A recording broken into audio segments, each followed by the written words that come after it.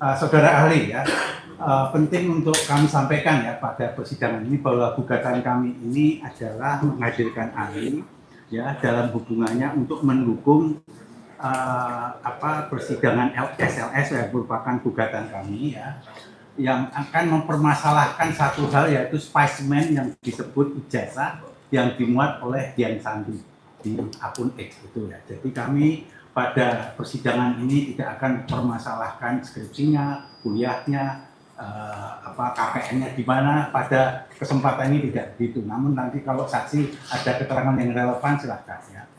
Nah, saudara ahli, kalau saudari ini bisa diterangkan ahli di bidang apa ya, pada pokoknya? Izin Mas Iris, saya selama ini lebih menekuni bidang yang disebut sebagai telematika. Telematika adalah kependekan dari telekomunikasi, media, dan informatika. Dan untuk menjelaskan background dari telematika, saya memang sudah semenjak tahun 2003 waktu itu memang sudah menekuni bidang ini, dan itu sesuai dengan izin. Saya sampaikan ke depan sebagai penguat saja. Inilah surat ketetapan dari pemerintah ditandatangani oleh Menteri Komunikasi dan Informasi saat itu, Dr. Samsul Muarif. Saya adalah orang yang masuk dalam tim koordinasi telematika Indonesia (TKTI). Bahkan ya untuk sini atau monggo silakan infotikan untuk tanggal dia. Ya. Jadi itu sebagai pelengkap dari CV. Artinya bidang telematika itu bidang yang meliputi telekomunikasi, kemudian multimedia, termasuk media analog dan media digital, dan kemudian ilmu informatika. Jadi soal fotografi, soal video, fotografi, dan segala hal yang berhubungan dengan dunia analog dan digital. Saya kira itu. Terima kasih saudara ahli. Kalau hubungannya dengan digital forensik, apakah juga termasuk di dalam keahlian saudara? Ya, digital forensik yang lebih ditekuni mungkin oleh ahli yang lain adalah salah satu sub bidang dalam bidang telematika. Jadi dalam bidang multimedia itu ada media analog dan media digital. Media analog adalah segala hal yang masih bersifat analog atau nyata. Misalnya kalau zaman dulu foto itu masih berupa gambar, awalnya berupa dari klise, dan kemudian klise itu analog dicetak, itu masih bentuk gambar analog. Tapi kalau digital, foto sama-sama foto, tapi awalnya adalah dari file atau berkas, itu adalah digital. Sehingga kalau digital forensik adalah menangani bidang digitalnya saja, digital forensiknya. Forensik itu ilmu yang menelaah atau yang membedah. Jadi ilmu yang membedah bidang digital. Saya izin majelis dan semua yang ada di ruangan ini, saya memang menekuni semenjak analog.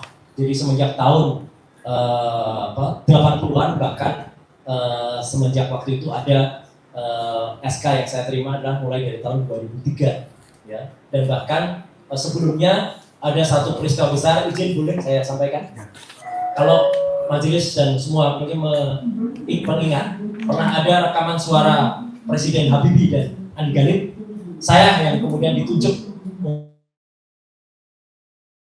itu, saya kemudian mempresentasikan di depan, waktu itu namanya masih BIA, Badan Intelijen ABRI.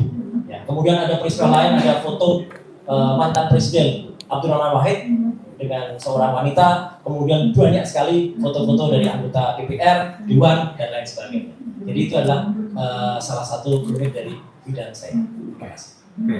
Selanjutnya, saudara ahli, kami akan menunjukkan pada saudara ahli ya, dengan izin majelis adalah bukti P7 di tempat kami. Yang ini adalah merupakan spesimen ya, atau spesimen atau yang saudara pernah ini spesimen. Siap Ya. Ke depan atau enggak? Ya, enggak, saudara pegang aja. Di majelis juga ada. Pertama, selanjutnya nanti P7 ya? P7 dan P8. P7 dan P8. Ya, lanjut. Ini selanjutnya kami merujuknya sebagai spesimen. Selanjutnya karena ini kemungkinan istilah asing ya. Saudara sebagai ahli telemetri bisa diterangkan spesimen itu dalam pengertian atau dalam relevansinya dengan ini apa? Baik. Izin? Sepanjang ilmu yang saya tekuni, sependek pengetahuan saya, spesimen adalah pengganti istilah dari dulu adalah sama persamaannya dengan preparat atau contoh atau objek yang diteliti. Spesimen adalah objek yang diteliti. Jadi artinya objek yang diteliti ini kalau di sini tertulis P7 dan P8, ini adalah sebuah unggahan digital atau sebuah upload yang berada di kanal dulu namanya Twitter. Sekarang disebut sebagai X karena sudah diakuisisi bernama X ya.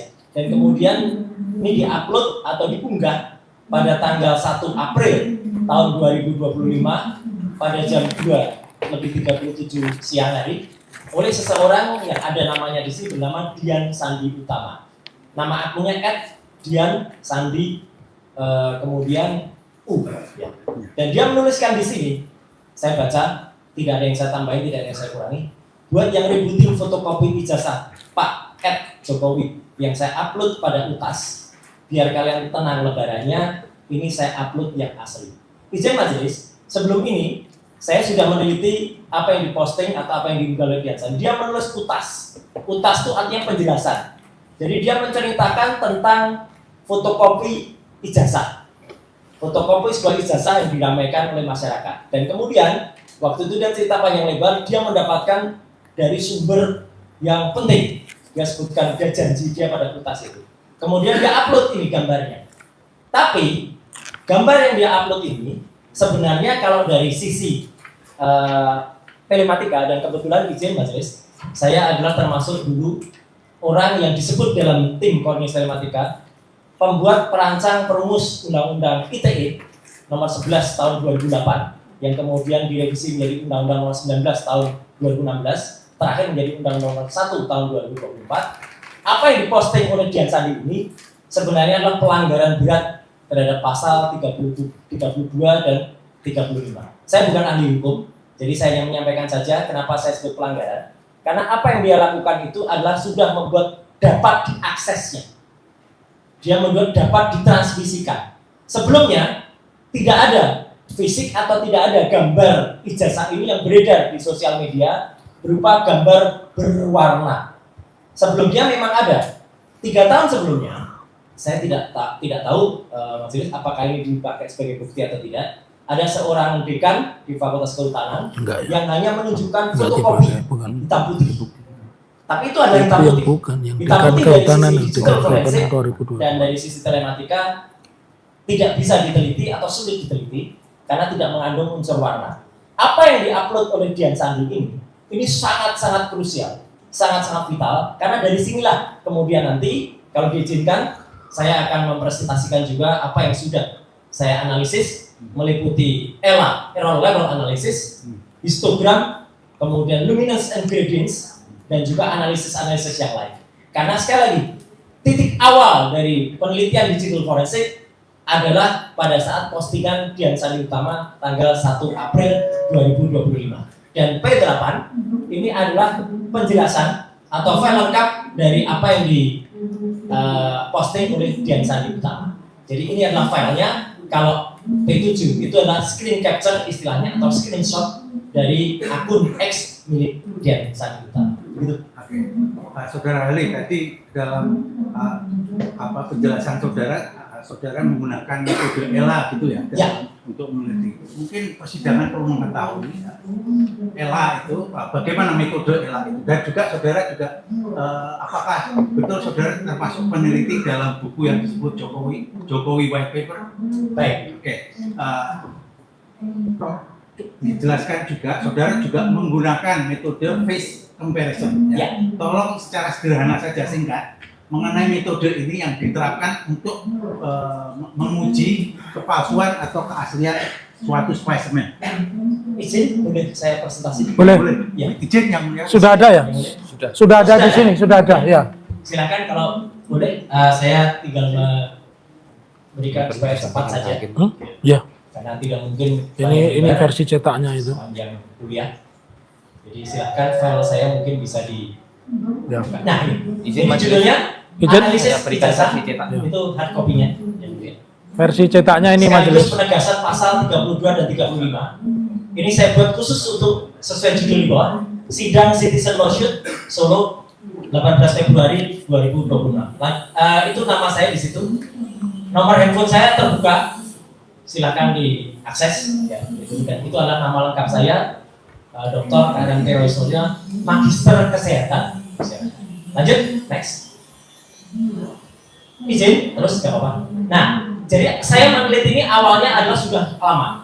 Semenjak tahun 2013, ketika pada hari Jumat tanggal 28 Juli di sebuah kampus Universitas Islam Indonesia di Jogja ada sebuah statement yang sangat menarik karena yang bersangkutan hal ini yang bernama Joko Widodo mengaku memiliki IP indeks prestasi kurang dari 2 dan ini termuat secara resmi di media massa mainstream yang saya sebut salah satunya adalah Tempo.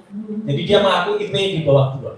Dan ini akan membuat pertanyaan besar bagi masyarakat. Jadi izin majelis, seorang peneliti itu akan tergerak curiosity-nya atau ketertarikannya ketika melihat ada yang janggal. Melihat IP di bawah 2 dan melihat lulusnya katanya kurang 5 tahun, maka sebenarnya hal yang tidak mungkin. Karena seorang mahasiswa IP di bawah 2 itu maksimal hanya mengambil SKS maksimal 18 atau bahkan 15. Dan dengan fakultas kehutanan yang total jumlah SKS-nya 160 tidak akan cukup 5 tahun. Jadi ini pasti kalau orang yang pernah belajar akan berpikir ada sebuah yang tidak benar atau sebuah kebohongan di sini. Lanjut, next. Dan ini akan diteruskan oleh saya sedikit, ini saya bukan ahli ya, tapi saya menyampaikan saja ketika pasal 32 dan 35 yang ikut saya susun dalam Undang-Undang Informasi dan Transaksi Elektronik itu berbunyi 32, 35 adalah seperti tersebut di atas. Ini menunjukkan kalau orang yang mengunggah secara elektronik pertama kali membuat dapat diaksesnya itu adalah bisa dikenakan pasal 32 dan pasal 35 kalau dia mengatakan itu asli atau seolah-olah asli. Postingan yang ada pada P7 sangat-sangat masuk kriteria ini seharusnya. Lanjut, next. Nah, penampakan pertama ini yang tadi sudah saya sebut, majelis.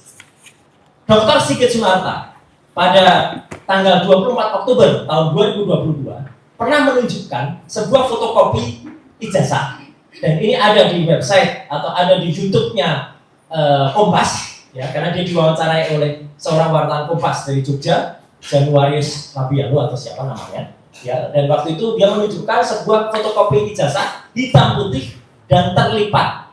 Kami sebagai peneliti tidak boleh meneliti sampel ini karena sampel ini hanya bersifat monokrom, artinya 2 warna, jadi tidak muncul unsur warnanya sehingga tidak muncul intensitas atau tone warnanya. Lanjut, next. Kemudian ketika postingan Dian Sandi, nah ini nanti yang saya terangkan ya, saya tidak terlalu panjang. Tweet dari Dian Sandi Utama kader PSI di X pada tanggal 1 April inilah yang sebenarnya harusnya masuk pada pasal 30. Karena ijazah yang seharusnya lurus, seharusnya pemilik ijazah marah. Karena ijazah dia bagus, lurus, dibuat miring. Saya tidak perlu meneruskan semiring apanya, ya, gitu. Tapi artinya ketika ijazahnya miring, ya, ini seharusnya masuk dalam pasal 32 dan 35 Undang-Undang ITE. Lanjut. Penampakan berikutnya adalah kemudian ketika ada salah seorang pendukung dari yang bersangkutan berusaha meluruskan ijazah ini. Padahal dia yang menggunakan milik Dian Sandi. Jadi apa yang beredar selama ini adalah ijazah yang palsu. Karena yang diedarkan itulah makanya saya menyebutkan 99,9% palsu. Karena itu ijazah yang miring dari Dian Sandi, dikoreksi, dan kemudian ditampilkan di salah satu TV nasional waktu itu, saya sebut saja, yaitu adalah iNews pada tanggal 19 dan 25 Maret oleh seseorang bernama Andi Aswan dan Joshua Sinambela. Mohon diingat kedua nama ini, karena kedua nama ini, terutama nama yang terakhir itu pun sama statusnya ketika dia disebut sebagai ahli juga. Jadi Joshua orang yang melakukan tindak kebohongan, tapi juga diambil selaku ahli juga. Lanjut, next. Nah, logo UGM dengan miring tadi, majelis, menjadi rusak. Seharusnya pihak UGM di sini marah seharusnya atau menuntut Dian Sandi, menuntut Andi Aswan, menuntut si Joshua Sinambela karena UGM yang harusnya logonya bagus, logo Unas Gajah Mada diciptakan oleh orang namanya Pak R.J. Katamsi, seorang seniman dan dosen dari ASRI, Akademi Seni Rupa Indonesia. Miringnya yang mana? Logonya ini diluruskan yang mulia. Jadi tadinya izin ini kan miring yang mulia. Ini kan miring. Oh, pinggirannya. Pinggiran miring itu ditarik, diluruskan, sehingga logo di tengahnya menjadi, maaf kalau orang dioperasi bibirnya, perot. Logonya jadi perot ya, majelis. Ya, jadi logonya itu jadi perot. Jadi itu sudah saya tunjukkan dengan gambar di sampingnya. Saya tampilkan logo yang benar. Ya, itu menjadi miring logo UGM. Dan ini membuat salah lagi. Jadi artinya logo UGM yang sudah bagus diciptakan oleh RJ Katamsi dibuat rusak oleh orang-orang ini tadi. Mulai dari Dian Sandi Utama, kemudian Andi Aswan, dan juga kemudian oleh Joshua Sinambina. Lanjut, next.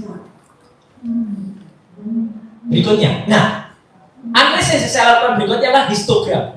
Histogram adalah melihat panas warna. Jadi artinya ini mungkin kalau orang awam mengenalnya sebagai kayak di foto ada ionnya gitu kan, di foto kemudian ada warna-warna muncul gitu.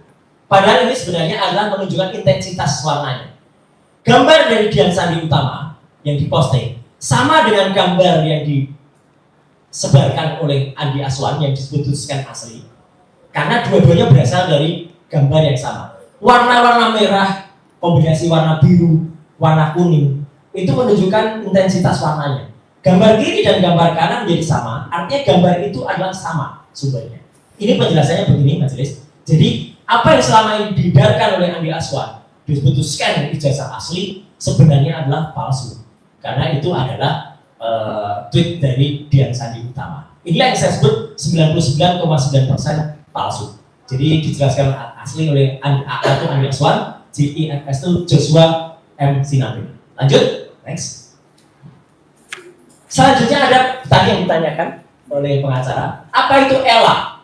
ELA adalah singkatan dari Error Level Analysis. Ini adalah program yang sangat umum dan ini internasional standar untuk meneliti sebuah gambar yang sudah digital. Kalau dianalisis dengan ELA, kemudian kalau gambar itu menjadi rusak, artinya di gambar itu terjadi rekayasa. Di sini scan ijazah yang disebut milik Joko Widodo, ketika dilakukan ELA, Error Level Analysis, lihat gambar yang sudah separuh itu menjadi rusak, tidak nampak logonya, tidak nampak tulisan ijazahnya, bahkan tidak nampak bekasnya. Bahkan gambar selanjutnya, next, kalau di ELA secara full, hilang semua, tinggal bekas-bekas yang ada seolah-olah kayak logo, tulisan ijazah juga nggak ada. Artinya, yang mulia majelis dan kuasa hukum dan juga penggugat dan tergugat, di sini nampak betul bahwa gambar ini sudah mengalami rekayasa. Gambar yang tidak diela, gambar yang tidak direkayasa masih akan muncul bekas-bekasnya. Nanti akan kelihatan, ya contohnya. Jadi ini gambar kalau diela, error level analysis menjadi rusak seperti ini, berarti gambar itu adalah hasil rekayasa. Lanjut, next. Nah, inilah contoh. Izin majelis dan juga semua yang hadir di sidang siang sini, dengan seizin adik almarhum Bapak Mujito yang saya dengar pernah dihadirkan, ini ijazah asli dari Universitas Gadjah Mada terbitan bulan Mei tahun 1985 yang jelas betul kalau di scan nampak ada lintasan stempel di pas foto. Jadi itu ada pas foto dari almarhum Bambang Rudinarto dicap. Jadi fotonya ditempel dulu baru dicap. Bukan capnya ada baru ditempel foto. Ya. Itu lintasan stempelnya jelas. Ada watermark. Izin majelis itu di kertasnya tampak tulisan kecil-kecil sekali. Gadjah Mada University itu jelas betul. Kemudian ada emboss. Izin pada tanda tangan rektor waktu itu Bapak Teuku Yakob itu ada cap ceklok atau ada cap timbul yang ada. Itu emboss. Logonya simetris ini majelis. Logonya itu kalau ditarik vertikal, ditarik horizontal, itu simetris, tidak perot seperti logo yang tadi dibuat pada ijazahnya Joko Widodo. Jadi ini tidak ada editing, kemudian manipulasi apapun, murni ini adalah saya analisis dengan software dan ini seharusnya tidak terkena pasal 32 dan 30. Inilah yang kami analisa. Jadi ijazah yang asli itu adalah jelas betul penampakannya, dan ijazah yang diduga palsu itu adalah jelas betul tampilannya tidak seperti ijazah asli ini.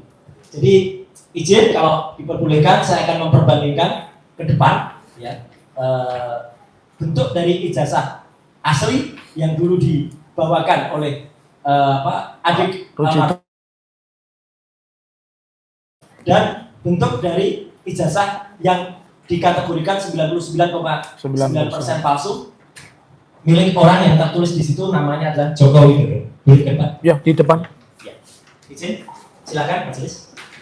Ini supaya jelas. Tidak ada ini watermark majelis. Jelas betul. Kecil-kecil ini. Dan betul itu. Watermark. Ini ada emboss. Jelas betul. Rahasia itu. Tidak ada watermark. Tidak ada emboss sama sekali. Padahal itu kopi sama-sama kopi. Ini kopi dari yang asli. Ini tidak tahu kopi dari mana. Tapi yang jelas ini lintasan stempel ada jelas. Ini lintasan stempel. Diteliti dengan software yang sama, dicetak dengan printer yang sama, dicetak dengan kualitas yang sama. Kalau yang asli bagus. Yang bagus tidak itu relatif. Terus Software-nya sama. Lanjut? Iya. Next. Kemudian, majelis, ini yang namanya luminance gradient. Luminance gradient adalah suatu software juga yang untuk meneliti kalau kemudian ada mengatakan jangan-jangan lintasan stempelnya ada, tapi provisornya nggak lihat. Tidak, majelis.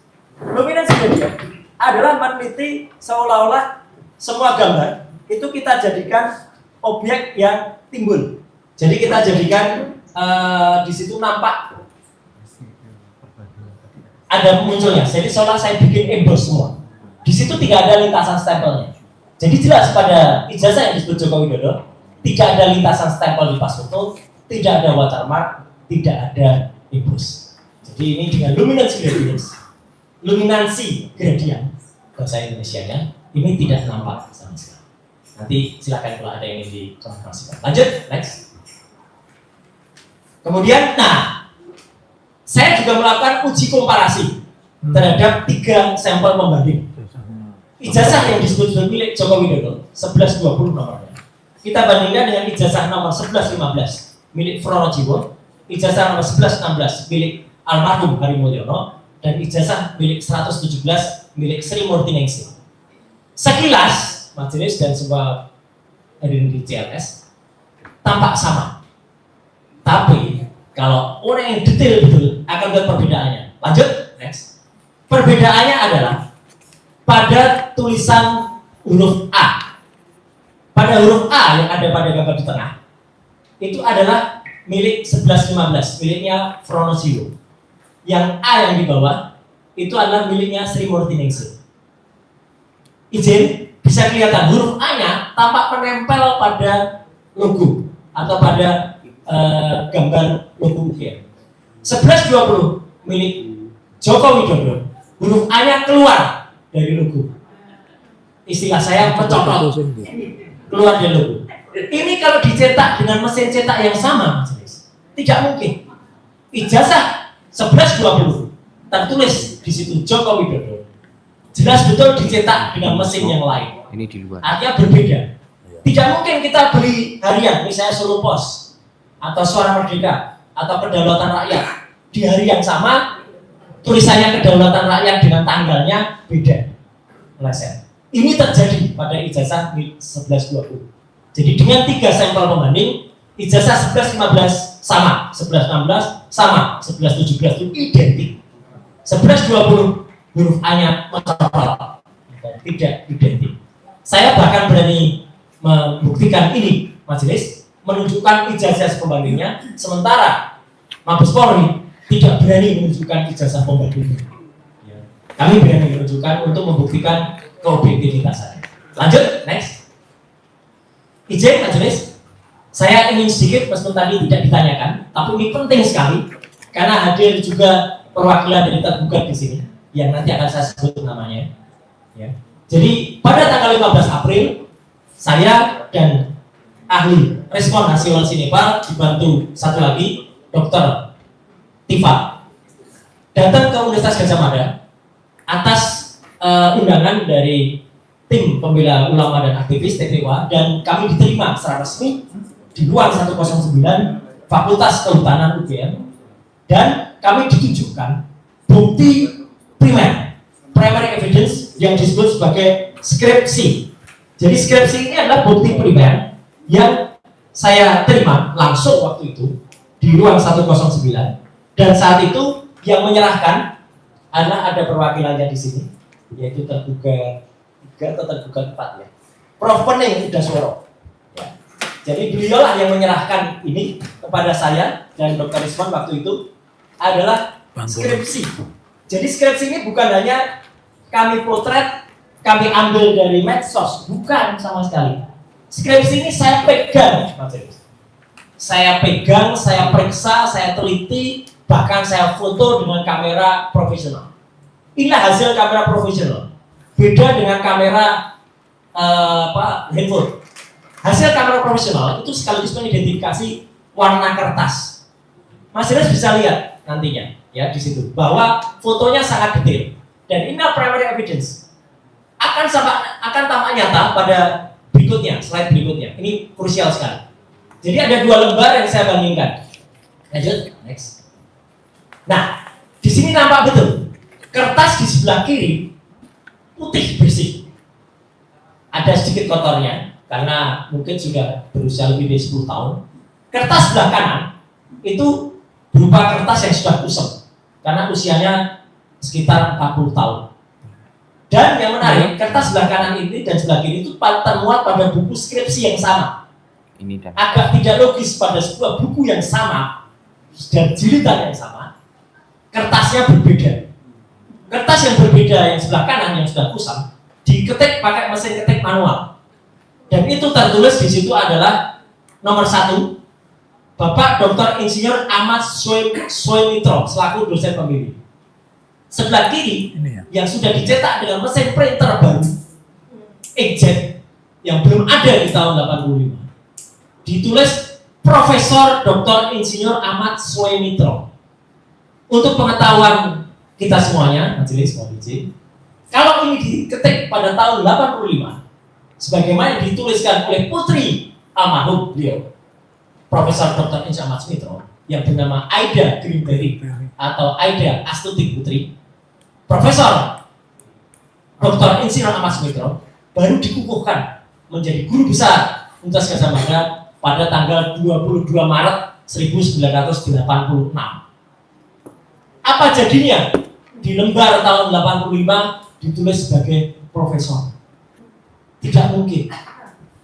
Ini berarti salah satu dari kedua lembar ini adalah palsu. Jadi artinya pada satu jilidan yang sama, yang satu ditulis doktor itu yang betul ketikan dan itu kertasnya memang kertas asli, yang satu kertas baru sudah ditulis profesor. Dan di situ tidak ada nama yang sangat penting sekali yang pernah disebut, yaitu namanya Pak Insinyur Kasmujo. Pak Insinyur Kasmujo adalah yang dihapus sebagai dosen pembimbing skripsi atau diralat menjadi dosen pembimbing akademik. Mau dosen pembimbing skripsi, mau dosen undangan, mau dosen biasa. Kalau seorang mahasiswa berbakti kepada dosennya dan dia tidak mengkhianati dosennya, pasti ditulis sebagai ucapan terima kasih Pak Kasmujo. Tidak ada nama Pak Kasmujo. Dan yang paling menarik, majelis, halaman berikutnya harusnya adalah halaman pengujian. Di skripsi ini tidak ada halaman pengujian. Jadi mohon izin, bukan saya tidak memotret, memang tidak ada halaman pengujian skripsinya. Sebuah skripsi tanpa halaman pengujian artinya skripsi itu tidak pernah diuji. Lanjut, kesimpulan. Next. Nah, causa prima, justru statement Jokowi sendiri pada hari Jumat 28 Juni 2013, yaitu IP di bawah 2. Postingan 2 Dian Sandi pada tanggal 1 April itu statement kebohongan dari Andi Aswar dan Joshua Sinambela pada TV nasional pada 19 dan 25 November. Itu justru yang melanggar pasal 32 dan 35. Semua analisis, error level analysis, histogram, luminance and gradients dalam melakukan editing atau manipulasi tidak melanggar karena itu tidak melakukan perubahan apapun. Analisis ini ibaratnya begini, majelis. Saya sangat sering, bahkan mungkin ratusan atau ribuan kali diminta oleh kepolisian atau oleh pihak tertentu. Ada motor misalnya dilakukan oleh petugas, dilakukan oleh pencuri minimarket. Motor itu awalnya tidak tampak plat nomornya, tapi kemudian saya dimintai oleh penyidik, Pak Roy bisa minta tolong nggak untuk diketahui itu nomornya, nopolnya. Nopol itu kemudian saya zoom, saya enlarge, saya lakukan proses parasi, cyan, magenta, yellow, black. Akhirnya muncul plat nomornya. Apakah kalau saya melakukan modifikasi magnifier itu, saya kemudian malah ditangkap atau jadikan tersangka seperti tadi kasus yang tadi disebut-sebut? Analis saya tidak itu. Bahkan salah satu lawyer di sini pernah juga membuktikan keahlian saya ketika waktu itu dalam kasus yang dialami oleh Marcella Zalianti. Waktu itu majelis nanti bisa dibuktikan pelaku sudah menghapus gambar itu pada handphonenya, hilang. Tapi dengan teknologi saya tampilkan kembali gambar-gambar yang sudah dihapus dalam handphone, dan itu bisa menjadi objek digital atau objek barang bukti.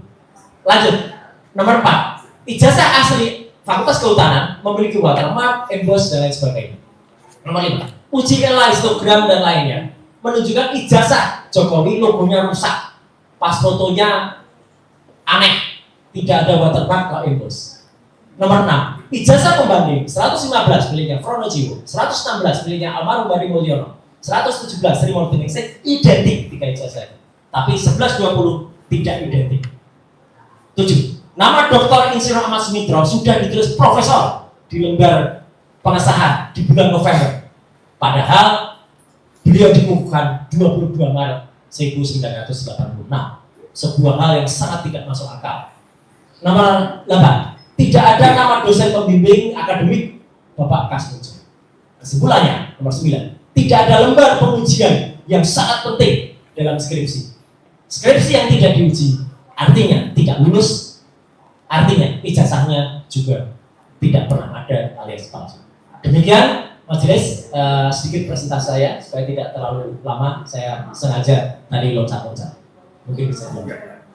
Oke, saudara ahli, terima kasih atas penjelasan saudara yang telah mencerahkan kita semuanya. Sekarang perhatikan pada spesimen bukti P7 itu. Ya. ya, Terus dan juga P8. Saudara perhatikan khusus pada foto. Ya. Baik. Oke, saudara perhatikan foto itu. Ya. Itu adakah menurut kalian itu foto ditempel atau itu hasil rekayasa digital atau yang saudara tadi belum jelaskan tadi dalam presentasi saudara itu? Khusus soal foto ini dulu. Baik. Izin Mas Mis. Dalam presentasi dengan metode luminance and gradients, nampak betul bahwa foto ini adalah foto rekayasa. Tidak ada lintasan stempel. Artinya foto ini diletakkan, istilahnya apakah itu ditempel, apakah itu dicetak. Ya, yang jelas foto ini direkayasakan setelah ada cat. Jadi artinya ini bukan foto asli. Dan izin majelis, saya juga perlu menyampaikan, saya pernah ditunjukkan oleh Polda Metro Jaya sebuah bukti yang katanya itu asli, tapi sepanjang fotografi lebih dari 40 tahun yang lalu, karena saya dulu semenjak SMP, mohon izin ya, saya semenjak sekolah menengah pertama, misalnya bohong, saya sudah tukang cetak foto, pakai kamar gelap, pakai enlarging, pakai developer, pakai fixer. Kita bisa melihat kualitas foto. Apakah itu foto asli yang dicetak dengan menggunakan teknologi di tahun ini, kan teknologi tahun 85, tapi kualitasnya kualitas tahun 2000-an, sangat detail, sangat kontras. Tidak pernah ada foto tahun 85 dengan kekontrasan itu. Dan yang lebih lucu lagi, pernah suatu saat saya ditunjukkan sebuah bukti yang lain oleh orang yang sama yang tadi disebut Andi Aswan di sebuah acara televisi. Ini fakta, jadi saya sampaikan. Tiba-tiba fotonya menguning. Itu ada di CNN, siaran langsung di CNN. Ketika kemudian ditanyakan oleh presenternya, Mbak Elvira Karunisa, Mas, ini kok fotonya kuning? Ini petunjuk Allah. Orang yang bersangkutan menjawab, iya ini terlalu lama dipendam. Dipendam itu artinya ditanam dalam tanah, majelis. Memang untuk membuat foto seolah-olah kuno itu ya memang ditanam dalam tanah. Jadi dia sudah melakukan rekayasa itu, dan memang kita tahu caranya begitu. Dan itu tampak foto yang lain masih putih-putih, dia menguning karena aslinya kontras sekali. Jadi segala cara kalau mau dilakukan pasti ketahuan. Dan dengan software tadi, luminance and gradient sudah sangat bisa membuktikan bahwa itu adalah rekayasa. Makasih Saudara Ali. Saudara Ali. Sekarang pada foto itu kan ada tepi ya? Ya. Ada berapa tepi? 4 kan? Ada Pak. Empat. Ada perbedaan nggak yang Saudara ahli bisa sampaikan ke presiden ini antara tepi-tepi hasil cutter ya? Dulu kan zaman dulu tahun 85 kan ada cutter mesin cutting itu kan? Ya. Dengan kalau itu hasil penempelannya dengan di cropping hasil komputer atau hasil komputer software gitu ya, yang bisa mengcropping itu ada perbedaan penampilan nggak? Ya, kalau kemudian hasilnya dulu manual misalnya atau analog, Ya. biasanya justru tidak rapi sekali. Kalau ini dengan digital, memang sempurna. Hasil ini izin mas, terlalu sempurna untuk sebuah foto dengan usia lebih dari 40 tahun yang lalu. Itu saja. Ya, oke. Kemudian ya, dalam salah satu panggilan saudara itu saudara dikatakan mengedit, itu apa yang dimaksud mengedit itu di situ? Itu tadi yang saya sampaikan, majelis. Ketika saya disebut mengedit-edit, sama sekali tidak. Apa yang kami lakukan itu menganalisis. Misalnya ada plat nomor motor penjahat yang tidak kelihatan, kemudian saya besarkan sehingga menjadi kelihatan. Hasil foto-foto dari kamera pada penganiayaan yang dulu dilakukan oleh anak buah Marcella Zalianti di Hotel Ibis Sleepy yang hilang tadinya, kemudian muncul kembali. Apakah itu saya merekayasa memunculkan itu? Tidak.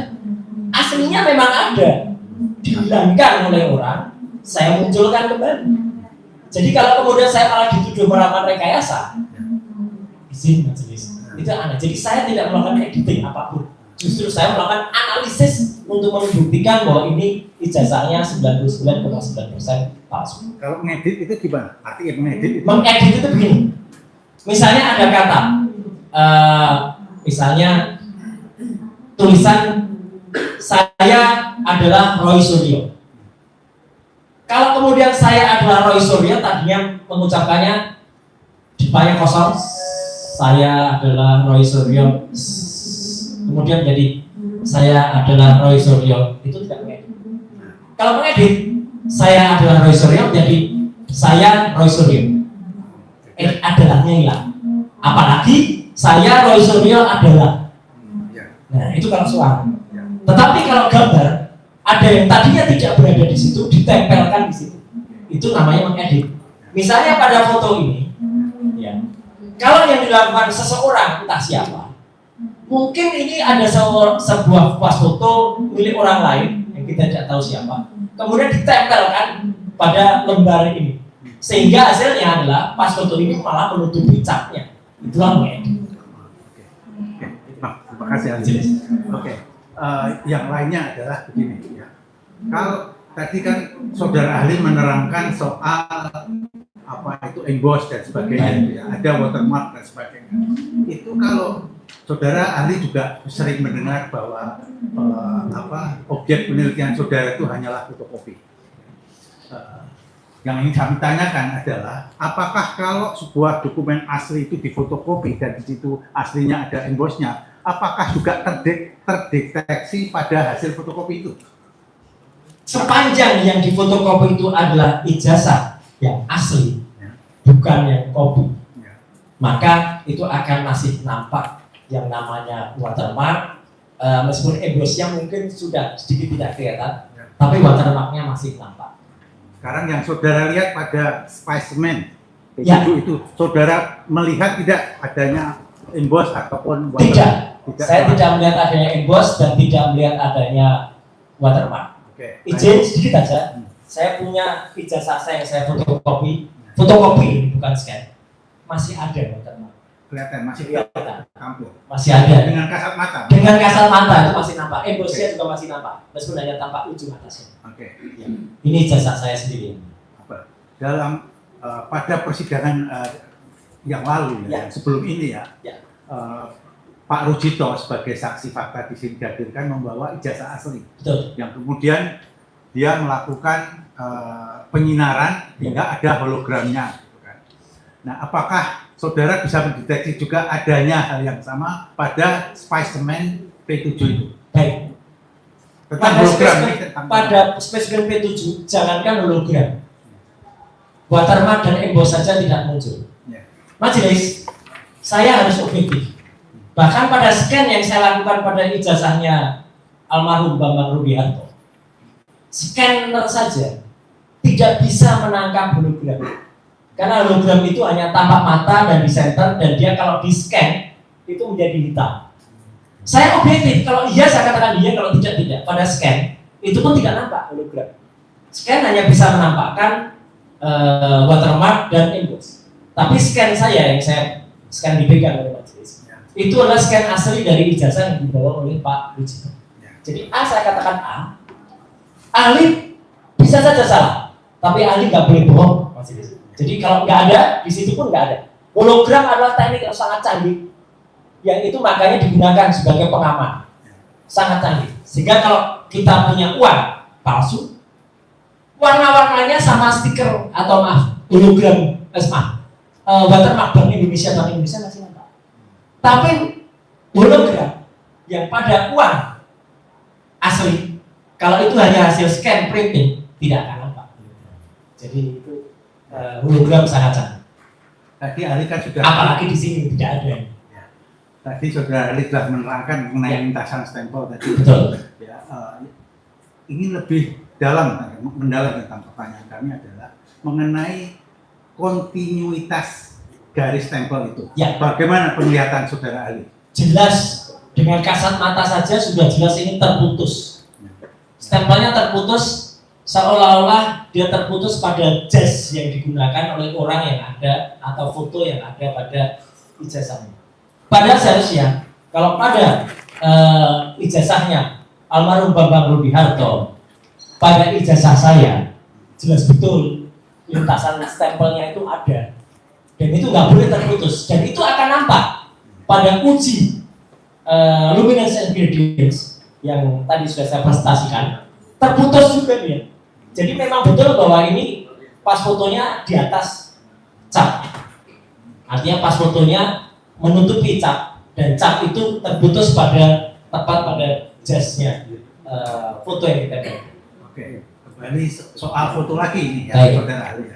Saudara ahli telah menerangkan tadi sedikit menyinggung atau di awal kami sudah menanyakan tentang face comparison. Ya. Bukan recognition ya. Ya, tapi face ini comparison. face Comparison. face comparison. Apakah saudara ahli pernah melakukan penelitian dengan Ya. face comparison, dengan wajahnya siapa yang saudara compare? Baik, mohon izin majelis, memang tidak ada dalam presentasi karena waktu itu saya menguji apakah masa lalu saya sama dengan foto di ijazah saya sama dengan saya, dan itu ada software namanya face recognizer. Face recognizer sesuai dengan namanya adalah untuk mengenal wajah. Secara gampang kita bisa membuktikannya di stasiun kereta api atau di bandara sekarang. Untuk memasuki peron sekarang tidak perlu lagi menunjukkan macam-macam, kita cukup mengenali wajah dan dia akan menangkap wajah kita dan itu mengenali. Demikian juga program sama akan mengenali tanda-tanda wajah, baik itu pada orang yang masih muda, sudah remaja, dewasa, dan bahkan tua. Dia akan kenal. Dan pada uji yang pernah saya lakukan, dan itu ada dalam buku Jokowi's White Paper, foto yang ada pada ijazah yang disebut ijazah 1120 ini tidak sama atau match dengan foto seseorang yang kita kenal sebagai Presiden ke-7 Indonesia, Joko Widodo. Saya tidak bisa hanya mengenali secara wajah saja, karena itu pun mampu saya lakukan karena saya kebetulan tahu orangnya, dan saya pernah, ini saya katakan aja terus terang, saya pernah mendukung yang bersangkutan, bukan orangnya, tapi mendukung program mobil SMK waktu itu, majelis. Saya adalah pengemudi mobil SMK dari Solo sampai ke Jakarta. Saya juga yang membuat SMK itu lulus uji emisi. Saya yang mencari VIN, Vehicle Identification Number dari mobil SMK itu. Tapi setelah sampai Jakarta, mobil itu hanya digunakan untuk pencitraannya saja. Nah, artinya saya kenal betul siapa dia. Tapi saya tidak boleh menggunakan hanya kenal saja. Saya uji pakai face recognition, bahkan face comparison. Foto Jokowi sekarang dengan foto yang ada di ijazah ini, jawabannya adalah mismatch. Mismatch artinya tidak cocok. Dengan skala kecocokan hanya sekitar 30 sampai dengan 40%. Artinya tidak cocok. Saya rubah pertanyaan saya ganti pertanyaannya. Ya. Foto yang ada pada spesimen P7 itu, Ya. fotonya Presiden RI ke-7 atau bukan? Bukan. Terima kasih. Menurut software, saya bertanggungjawabkan ini bukan foto yang dikenal sebagai foto yang disebut sebagai Presiden RI ke-7. Menurut software, face recognizer dan face analyzer ini tidak sama. Dengan face comparison ini juga tidak cocok dengan sosok yang tadi disebut. Seberapa jauh menurut saudara Ali itu akurasi dari metode saudara ini? Sangat cocok, sangat akurat. Software ini saya gunakan sudah ratusan kali, lebih dari ratusan orang, termasuk presiden, mantan presiden Gus Dur waktu itu yang saya analisis pakai ini, puluhan anggota DPR, salah seorang bupati Di Pekalongan, Pekalongan. pernah saya periksa juga pakai ini, artis tidak terhitung majelis, bahkan ini meneliti video. Salah satu artis yang sangat terkenal sampai di dalam persidangan adalah maaf saya Luna Maya dan Cutari dengan Arif. Itu saya yang menjadi ahlinya sampai ke persidangan. Oke, baik. Saya lanjutkan ya Ali ya. Oke, Siap. cukup tentang foto cukup ya. Terus sekarang kembali soal spesimen ya. Nah, saudara Ali tadi di awal menunjukkan adanya spesimen yang ditunjukkan oleh Dekan Fakultas Ya. Kehutanan UGM, Betul. Dr. Sigit Sunarta ya. ini. Sebutlah itu spesimen 1 lah ya. Ya. Terus kemudian ada spesimen Dian Sandi ya. Betul. Kita sebut spesimen 2 gitu kan. Kemudian ada spesimen 3 yang ditunjukkan saudara hadir kan pada waktu gelar perkara di Baris Krim ya. Oke, tanggal 22 Mei. 22 Mei itu ya. Spesimen 3 itu ya. Ya. Terus kemudian spesimen 4 adalah 22 Mei saya tidak hadir karena waktu itu hanya wartawan yang hadir. 9 Juni. Tapi saya melihat langsung rekaman dan merekam dari semua tayangan TV yang ada. Maaf nanti supaya tidak salah. Jadi saya merujuk itu spesimen 3 ya. Oke. Ya. Kemudian ada lagi spesimen 4 ya yang Ya. di Polda Metro Jaya yang Betul. tanggal 15 Desember itu Ya, saudara hadir. saya hadir di Oke. Polda Metro. Ijazah diperlihatkan di Polda ya pada Ya. waktu itu meskipun hanya mungkin 5 menit ya di Ya. situ ya. Nah, apakah semua dokumen ini bersumber dari dokumen yang sama? Nah, bagaimana penjelasan saudara? Mengapa Baris Krim itu menampilkan dua spesimen ijazah yang berbeda ya, yang dengan yang tanggal 22 Mei. Saudara jelaskan ada 4 spesimen, terus kemudian mungkin saya lanjutkan kalau ada spesimen 5-6 itu yang baru-baru ini diterbitkan oleh KPU Jakarta itu ya, yang tahun 2014 ketika memasukkan dari presiden dan 2019 ketika dimasukkan kopi yang sama untuk sebagai syarat menjadi calon presiden gitu. Saudara bisa terangkan kenapa bisa ada 4 atau 5 sampai 6 spesimen ini gitu. Saudara hari terangkan. Izin majelis, saya mau izin dulu. Azan tetap terus. Adalah ijazah yang tidak terlipat dan bahkan ada kotorannya di bawah. Sedangkan ijazah yang ditunjukkan pada layar yang sama oleh Baris Krim terlipat hitam putih. Kalau saja misalnya ijazah yang ini kemudian dikatakan ini fotokopinya yang ini, kalau memang ada ini, kenapa fotokopinya tampilkan yang terlipat? Fotokopi yang terlipat secara digital berbeda dengan fotokopi ini. Belum lagi dengan yang sudah diperoleh oleh Dr. Bonatua Silalai, seorang peneliti kebijakan publik bersama dengan peneliti yang lain yang namanya Dr. Leone Lydia dari grup Bon Jovi, ya, bongkar ijazah, menunjukkan ada spesimen lain lagi pada KPU tahun 2014 2019-2012. Izin majelis. Kalau kita perhatikan ijazah ini saja, ini pun sudah tampak perbedaannya. Ijazah yang ada pada sama-sama keluaran dari KPU, pada ijazah di tangan kanan saya, artinya kiri dari kita semua, nampak proporsional lebar ijazah itu. Ijazah bentuknya A3, kalau dikecilkan jadi A4, tingginya mengecil, lebarnya mengecil.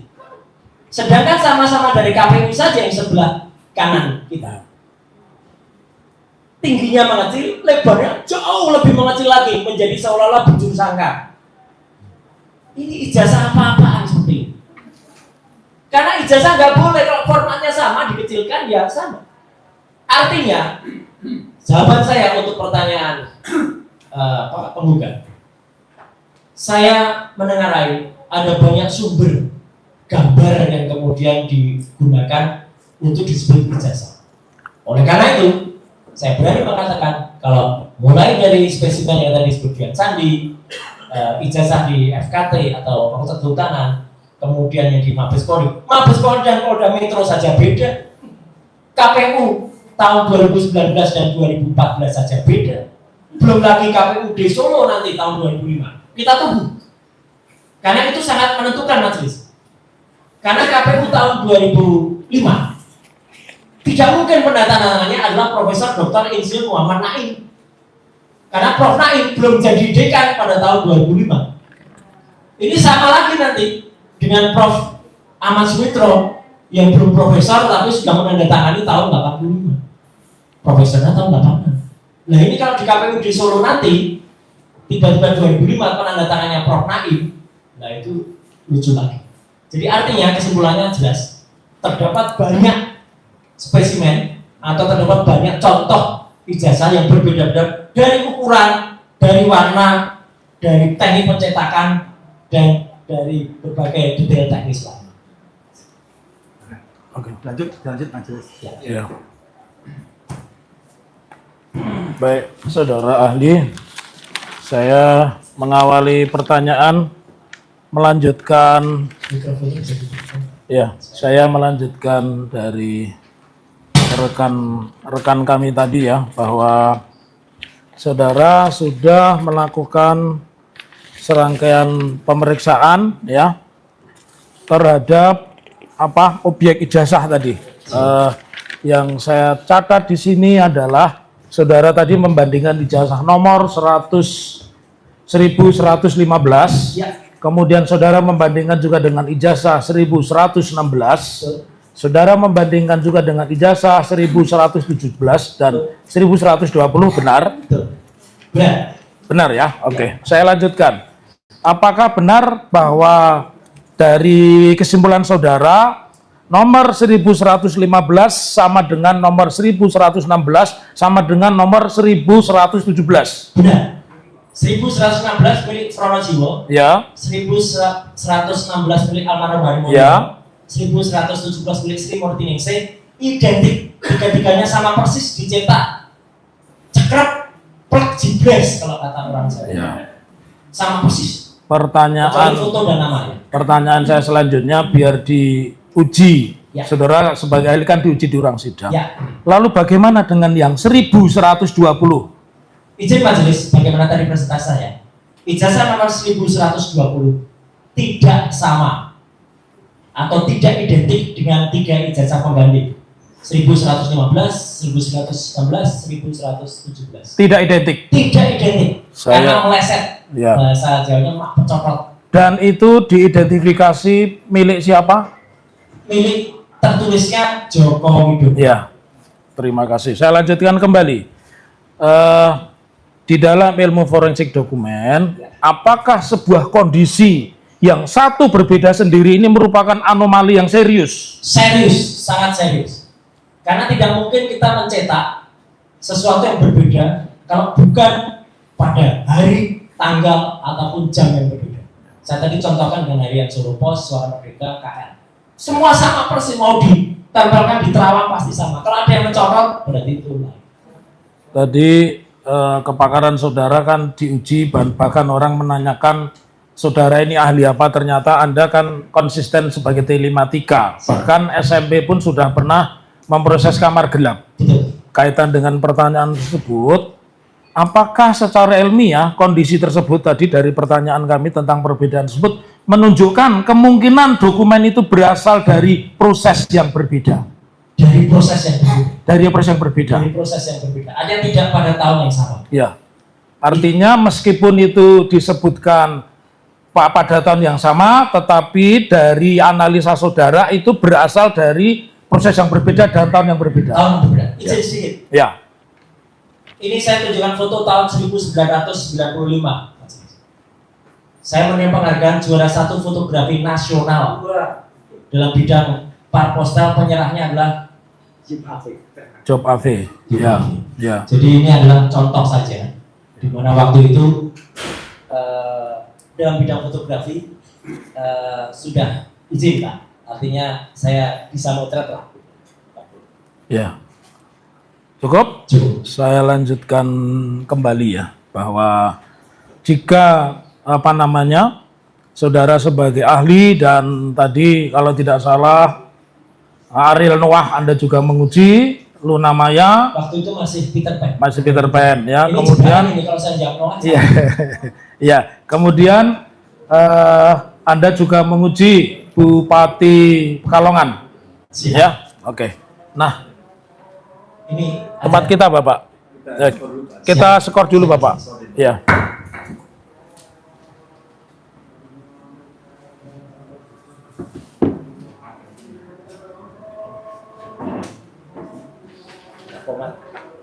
Ya. Ini kau mati, adanya belum berani bukan. Iya. Ya. Ya. Baik, ahli dihadirkan di sini dalam kaitannya dengan gugatan citizen lawsuit, ahli tahu ya, Siap. gugatan CLS, ya. Terus di dalam banyak pertanyaan yang disampaikan oleh rekan kami Wirawan Adnan, Anda pernah hadir.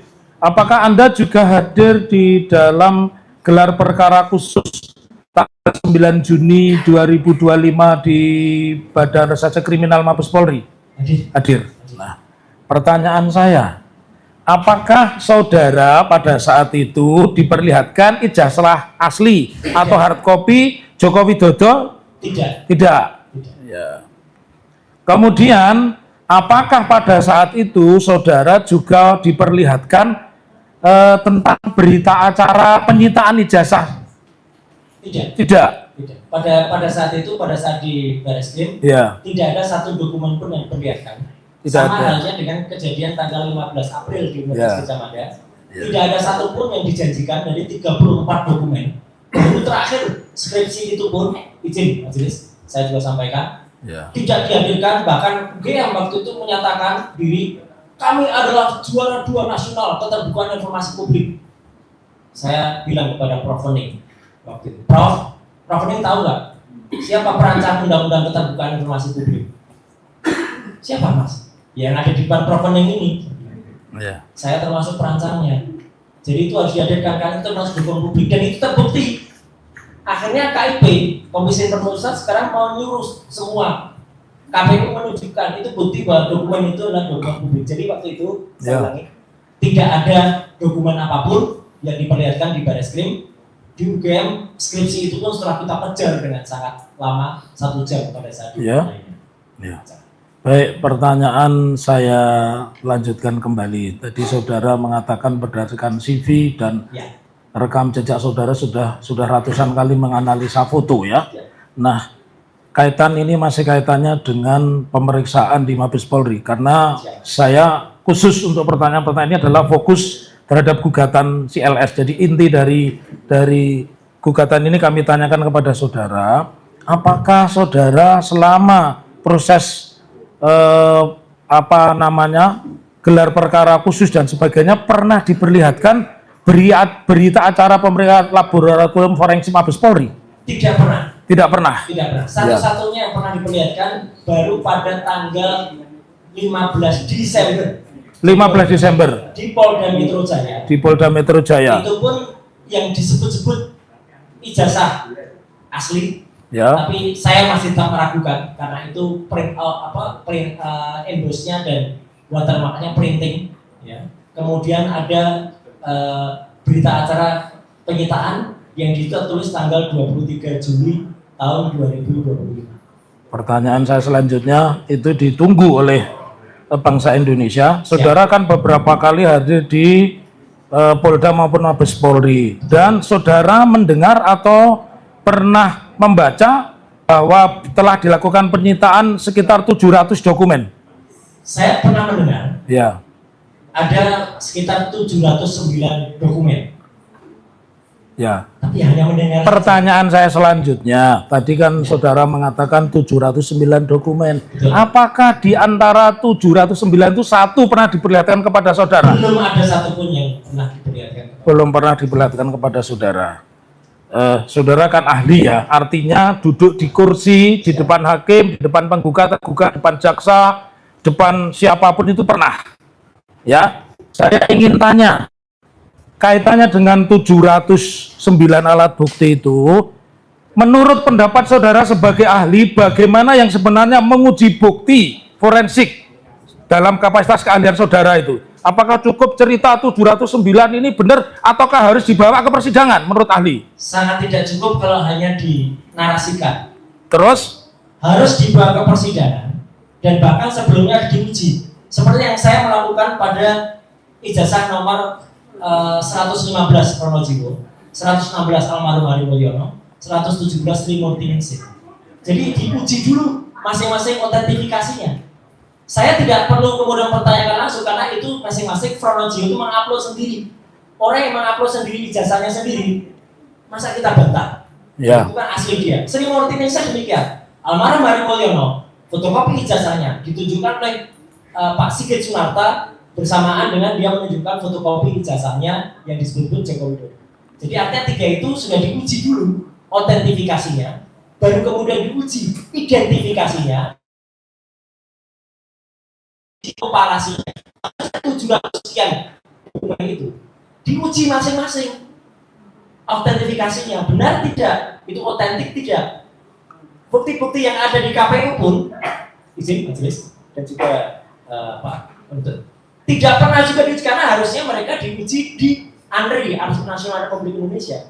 Menurut persidangan yang saya ikuti di KIP dan saya pernah menjadi ahli juga di KIP, mereka tidak pernah melakukan itu. Jadi mereka itu hanya melakukan yang namanya verifikasi. Verifikasi harusnya ijazah aslinya dibawa dibandingkan. Itu pun tidak pernah dilakukan. Jadi hanya melihat ada fotokopi, ada capnya, ya sudah. Inilah yang kemudian menjadi pertanyaan. Jadi pertanyaan penggugat penuntut adalah harusnya 709 bukti itu dihadirkan di persidangan dan bisa diperiksa bersama-sama atau diperiksa oleh laboratorium forensik. Bahkan kalau kami menuntut laboratorium forensiknya juga harus laboratorium forensik yang independen supaya itu dipercaya oleh semua pihak. Seperti yang terjadi pada negara-negara modern lainnya. Laboratorium forensik tidak dibawa kepolisian. Laboratorium forensik harusnya dibawa institusi sendiri, minimal dia dibawa Badan Riset dan Inovasi Nasional atau BRIN. baik, saya lanjutkan. Dari pengalaman ahli saudara diperiksa di depan pengadilan, jika demikian, apakah pernyataan asli yang diucapkan oleh kepolisian, entah kepolisian manapun itu sifatnya klaim sepihak? Saya tidak boleh mengatakan klaim sepihak atau tidak, Ya. tetapi itu tidak lawful, artinya tidak berdasarkan hukum. Harus ada buktinya, namanya barang bukti atau namanya gelar perkara. Kok tidak ada yang digelar? Gelar perkara hanya gelar pelosong saja. Jadi Tidak ada ini barang bukti yang digelar. saya lanjutkan pertanyaan. Saudara tadi mengatakan bahwa ketika saya menanyakan klaim sepihak, saudara menjawabnya harusnya dibuka di depan persidangan. Betul. Pertanyaan saya dari setiap sidang yang pernah Anda ikuti dan pernah Anda didudukkan sebagai ahli, apakah mekanisme seperti yang ditujukan oleh Mabes Polri itu benar? Tidak lazim, saya mengatakan. Tidak lazim. Sependek pengetahuan saya, majelis, kalau ada bukti, misalnya ada handphone yang digunakan, handphonenya dihadirkan, bukan hanya print outnya, handphonenya dihadirkan. Ijazah ini harusnya milik almarhum Bambang Budiarto dihadirkan, tapi karena itu pernah dihadirkan oleh adiknya langsung Pak Almasito, dan seizin yang bersangkutan, saya pun sudah menunjukkan, dan saya dulu pernah dihadirkan. Nah, harusnya ijazah yang disebut ijazah Joko Widodo tadi harus ada di depan kita untuk bisa kita lihat seperti apa. Dan kalau dibandingkan selesai, saya kira sudah kita bisa uji bersama. Baik, ahli, pertanyaan saya lanjutkan kembali ya. Jika demikian, apabila dokumen yang dipersoalkan publik itu tidak pernah diuji pengadilan, menurut ahli, apakah itu berpotensi menimbulkan konflik dan ketidakpastian? Secara, saya hanya bisa menjawab secara teknologi. Ya, secara kapasitas ilmu Anda saja. Artinya dokumen itu tidak bisa diverifikasi, tidak bisa diidentifikasi, bahkan tidak bisa diautentifikasi. Artinya itu tidak bisa dipastikan. Sebuah dokumen yang tidak bisa dipastikan pasti akan menimbulkan persepsi yang berbeda-beda, dan itu mohon di luar ranah pendapat. Ya, karena Anda seorang ahli, ketika Anda dihadapkan pada satu bukti yang seperti itu, Anda mengatakan apakah itu layak disebut bukti? Kalau buktinya tidak dihadirkan, dan saya selaku ahli yang dihadirkan, saya akan menolak untuk memeriksa. Mana ini buktinya? Kalau buktinya tidak ada, tidak boleh. Dan itu yang kemudian saya lakukan juga. Sebelum saya mendapatkan download gambar dari Dian Sandi Utama yang stempel berwarna, saya juga tidak berani meriksa fotokopi hitam putih, apalagi terlibat yang ditunjukkan, meskipun itu meledekkan. Tapi karena kualitas adalah bukan kualitas untuk diteliti, kita nggak pernah. Dian Sandi sudah mengatakan itu adalah asli. Dan pada pemberitaan selanjutnya dia pergi ke Solo, ke sini, dan minta izin kepada katanya yang punya ijazah itu, dan yang punya ijazah mengatakan ya itu memang ijazah saya. Baik, ahli, ini untuk membuka keahlian saudara dan rasa penasaran, apakah saudara pernah di depan sidang ini diminta untuk menguji ini sebuah bukti ini asli dan tidak asli? Apakah saudara pernah melakukan itu? Kasus ini? Kasus yang lain? Oh, kasus yang lain selalu. Selalu ada buktinya, bahkan selalu ada digital evidence-nya. Karena Undang-Undang ITE pasal 5 ayat 1, bukti digital itu bukan hanya print out. Bukti digital itu adalah dari file asli digital yang ada, dan kemudian itu ada hash-nya. Hash itu adalah identifikasi dari file digital yang ada. Jadi kapasitas Anda ketika Anda diminta untuk menguji, berarti barang yang diuji yang asli atau tidak asli dihadapkan di depan saudara. Dihadapkan sehingga kita bisa menguji yang asli dibandingkan yang tidak asli. Hasilnya adalah satu asli, satu tidak asli, atau tidak asli dua-duanya. Nah, kenapa saya tanya itu? Untuk menguji pertanyaan kaitannya dengan peristiwa hari ini. Apakah menurut saudara tindakan yang menyatakan bahwa ijazah ini asli, tapi di media saja, entah itu di koran, di televisi, tanpa membuka dokumen fisik di pengadilan, bertentangan dengan proses pembuktian yang pernah Anda lakukan di depan persidangan? Sangat tidak lazim dan itu bertentangan. Baik, ya. Terus pertanyaan saya selanjutnya, ya. Apakah saudara tadi kan mengatakan bahwa yang namanya pemeriksaan ya di depan pengadilan, dan saya menguji membandingkan antara yang asli dan tidak asli, dan apa yang dilakukan oleh Mabes Polri Anda menyatakan tidak lazim. Pertanyaan saya selanjutnya, ya. Kalau ada sebuah peristiwa ijazah, ya, menurut ahli, saudara pernah meneliti ijazah belum? Kasus ijazah palsu begitu? Orang memiliki ijazah palsu saja jarang yang ada. Ya. Kemudian saya lebih banyak menguji memang betul. Ini adalah kasus ijazah yang saya teliti untuk pertama kali. Ya, baik. Kaitannya dengan membandingkan, Anda kan meneliti foto dan sebagainya. Apakah metodenya, maaf, ya, sebelum nanti jadi salah arti kan. Tapi metode yang digunakan sama, karena sama-sama barang digital, sama-sama gambar, ya, sama-sama picture.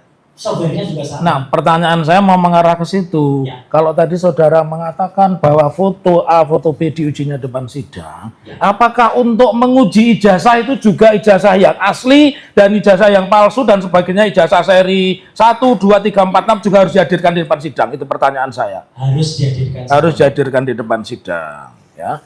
Jika demikian, selama saudara mengikuti, saudara kan diundang di televisi itu sudah puluhan mungkin ratusan kali, dan saudara dihadirkan di Mabes Polri entah dalam kapasitas diperiksa atau tidak ya, dengan keahlian saudara, apakah pernah saudara mendapatkan informasi tentang ijazah asli Pak Presiden ke-7? Tidak, satu-satu yang kami pernah diperlihatkan dan disebut-sebut, kami quote and quote Ya. mau ditunjukkan, dipaksakan kalau itu ijazahnya hanya pada tanggal 15 Desember 2025 yang lalu pada gelar perkara khusus di Polda Metro Jaya. Ya. Selain itu tidak pernah ada sosok ijazah yang ditampilkan. Jadi karena saudara ahli, saudara boleh berpendapat. Ya. Menurut pendapat saudara, apakah keabsahan ijazah Presiden ke-7 Joko Widodo itu harus diuji langsung di depan pengadilan, bukan hanya narasi? Pendapat Anda? Harus diuji di depan pengadilan dengan ahli yang independen, ya. Jadi makanya dalam kasus yang lain silahkan hadirkan ahli yang independen, tapi ahli yang benar-benar tidak di bawah pengaruh dari institusi manapun yang terlibat langsung atau pihak yang ada di dalam kasus. Pertanyaan saya yang terakhir dari kami, saya tidak tahu dari rekan kami, apakah selama ini di forum apapun ya, sengketa tentang satu kelompok yang mengatakan ijazah itu asli, satu kelompok yang mengatakan itu ijazah asli, pernah diuji di persidangan dan diselesaikan oleh negara? Sepanjang saya tahu memang kasus-kasus itu pernah melibatkan sahabat saya yang sudah almarhum, Ya. Omar waktu itu diselesaikan dan memang terbukti kalau di sidang. Demikian juga yang barusan terjadi pada gubernur atau bupati ya, Bangka Belitung itu. Wakil gubernur. Ya. Itu juga diuji di sidang dan artinya memang terbukti ijazahnya yang dihadirkan itu palsu, ya harus dihadirkan. Yang terakhir kaitannya dengan Ya. perkara ini, tolong didengarkan baik-baik pertanyaan saya. Apakah selama ini sengketa ijazah Presiden ke-7 Pak Joko Widodo pernah dibuktikan di depan persidangan? Itu saja pertanyaan Saya belum pernah mendengar. Terima kasih. Cukup? Cukup yang ini. Bagi diri kesempatan pada tugas satu. Terima kasih yang mulia Bapak Roy Suryo ya. Siap. Saya ingin menanyakan bahwa pendapat yang saudara kemukakan ini berdasarkan hasil analisis atau dengan kata lain merupakan hasil penelitian yang telah saudara lakukan berkaitan dengan ijazah Bapak Joko Widodo. Nah, kalau saya memperhatikan atas kesimpulan saudara memberikan kesimpulan bahwa skripsi tidak diuji sama dengan tidak lulus. Dengan demikian, ijazah 99,9% adalah palsu. Nah, pertanyaan saya, sebelum saudara memberikan konklusi atau simpulan bahwa Pak Jokowi tidak diuji terkait dengan skripsi sebagaimana yang pernah ditampilkan ketika saudara berkunjung di Fakultas Kehutanan. Apakah saudara pernah untuk melakukan wawancara terhadap dekan Fakultas Kehutanan terkait dengan adanya skripsi yang telah dibuat oleh Pak Jokowi yang menurut apa saudara lihat terdapat adanya ruang kosong yang tanpa tanda tangan itu? Apakah hal itu pernah saudara melakukan wawancara terhadap dekan Fakultas Kehutanan atau siapa yang punya otoritas untuk memberikan jawaban atas persoalan tersebut? Silakan saudara ambil. Ini fakta. Terima kasih sebelumnya terbuka.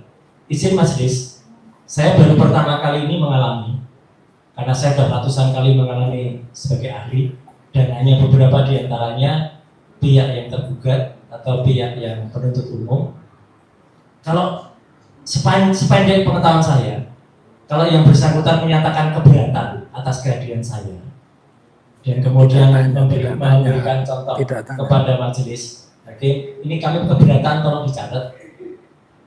Apa maksud pertanyaan ini? Bapak kan keberatan dengan kehadiran saya. Kalau Bapak masih menanyakan kepada saya, apa gunanya jawaban saya? Bapak kan keberatan. Saya jelek-jelek begini sudah sering hadir di persidangan, Bapak. Jadi kalau keberatan, ya saya juga otomatis keberatan untuk menjawab. Terima kasih. Baik yang mulia, karena ahli tidak Menjawab. bersedia untuk menjawab atas pertanyaan yang kami sampaikan, maka kami pun tidak akan menyampaikan pertanyaan atau minta pendapat, melainkan kami tetap menolak atas kehadiran ahli dan menyatakan menolak atas segala keterangan yang disampaikan di persidangan. Terima kasih yang mulia. Disampaikan kesimpulan. Baik.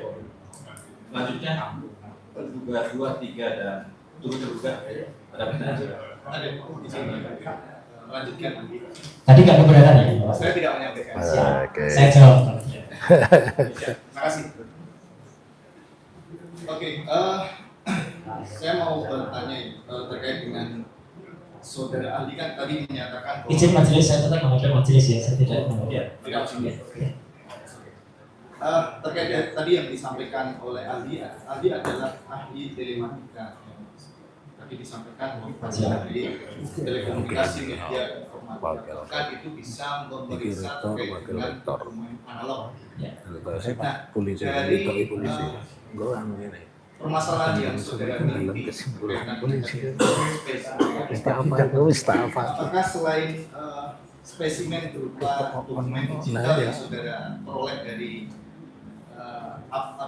website X dari Dian Sandi tadi, adakah dokumen analog yang saudara jadikan dasar dalam penelitian saudara adalah berupa penelitian?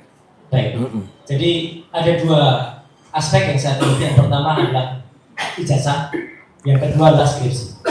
Sebagaimana saya jelaskan, skripsi saya pegang primary evidence, bukti primer langsung dari Prof. Pening Udasworo waktu itu dan juga dari Dr. Ari Sujito di ruang 109 tanggal 15. Untuk ijazah, memang hanya berdasarkan pada upload Dian Sandi, dan ini ditegaskan langsung oleh kuasa hukum Bapak Jokowi, yaitu Pak Rifai. Mohon izin saya, dan tadi malam saya tegaskan lagi di acara.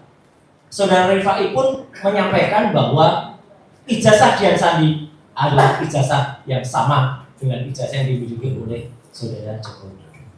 Dan Dian Sandi pun juga sudah sehari setelah posting itu dia minta izin kepada Jokowi, dan pada pemberitaan jelas betul media mainstream yang saya kutip, bukan media biasa. Jokowi juga mengatakan ya itu ijazah saya.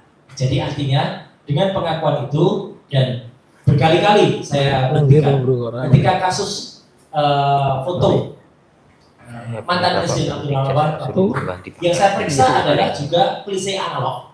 Tapi artinya setelah itu saya proses namanya AND, converter, analog to digital converter. Akhirnya analisis saya lakukan secara digital.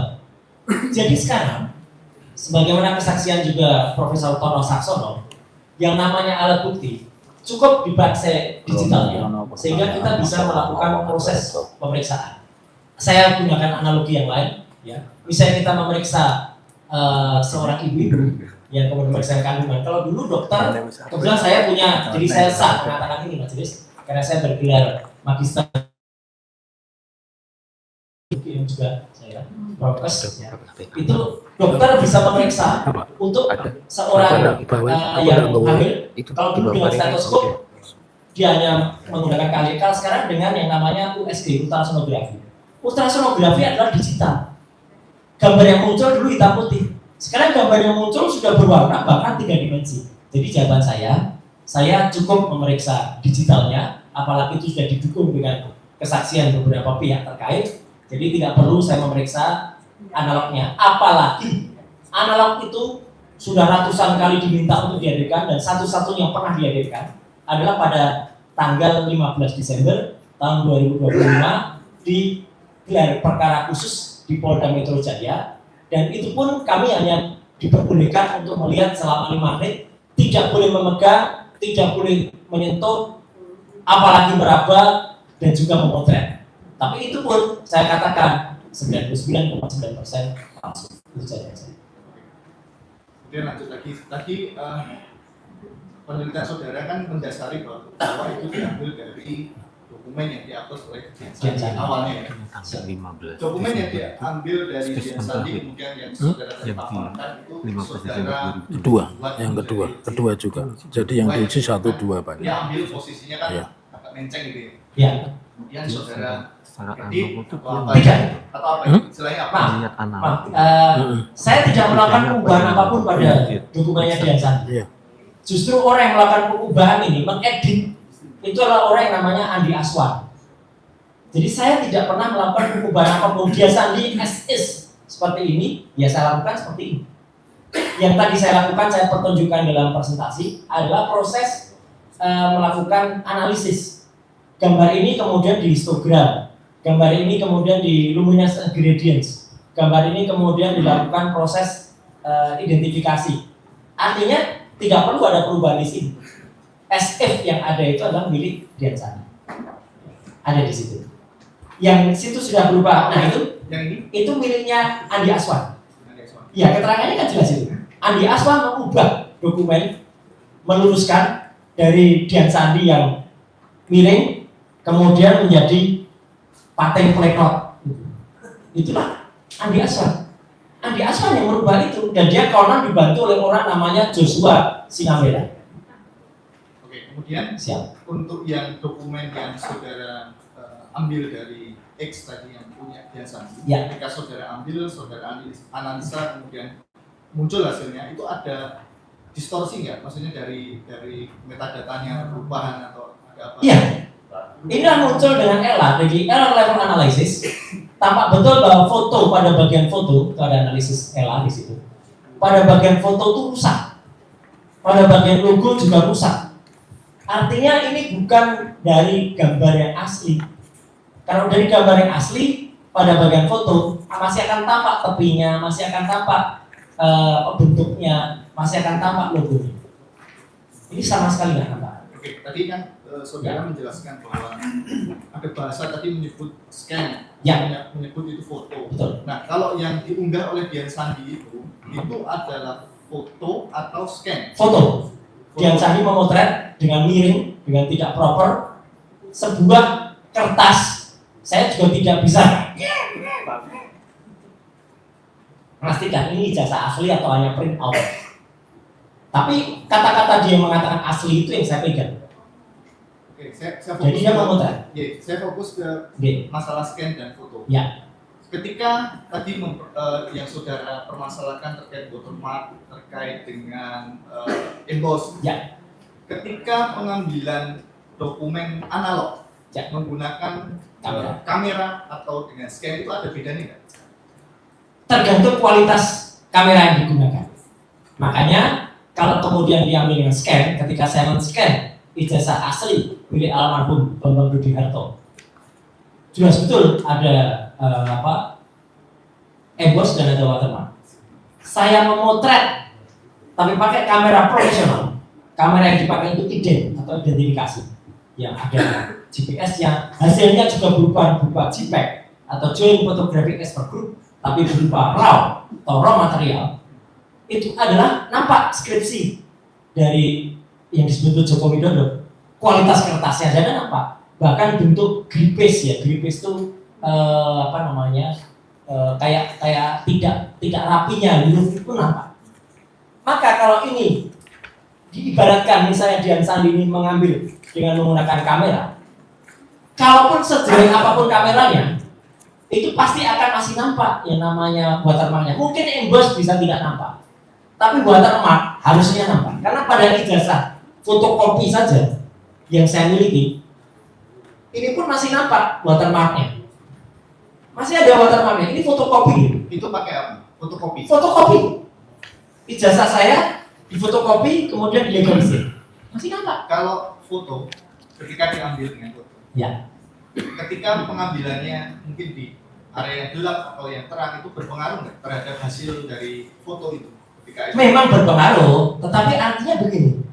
Berarti yang bersangkutan itu sudah membuat reduksi terhadap hasil gambarnya. Tapi dia berani mengatakan asli. Artinya apa? Saya hanya membuktikan saja. Kalau ini memang foto, ya saya uji. Dan sejelek apapun kualitas fotonya, kalau memang itu kemudian bisa kita analisis, mungkin saya tadi ceritakan, kualitas gambar CCTV yang mungkin hanya 200 pixel atau hanya bahkan kameranya masih waktu itu zaman-zaman lama, maaf ini, zaman Luna Maya segala itu masih belum MP3 waktu itu masih menggunakan file zaman dulu, itu pun bisa dianalisis karena kita punya software yang bisa menganalisis. Dan sekali lagi ini tidak tampak yang namanya watermark dan tidak tampak yang namanya embus. Berarti bisa disimpulkan kalau pengambilan itu menggunakan kamera dan scan itu akan hasilnya berbeda. Bisa berbeda. Kemudian pencahayaannya juga berbeda, itu akan pencahayaannya bisa berbeda. Ya. Betul. Saya lanjutkan, Alif, terkait dengan tadi face comparison and Ya. recognition, itu aplikasi atau website atau apa? Itu aplikasi. Aplikasi. Aplikasi itu nama sebuah program aplikasi. Misalnya adalah Photo Enhancer.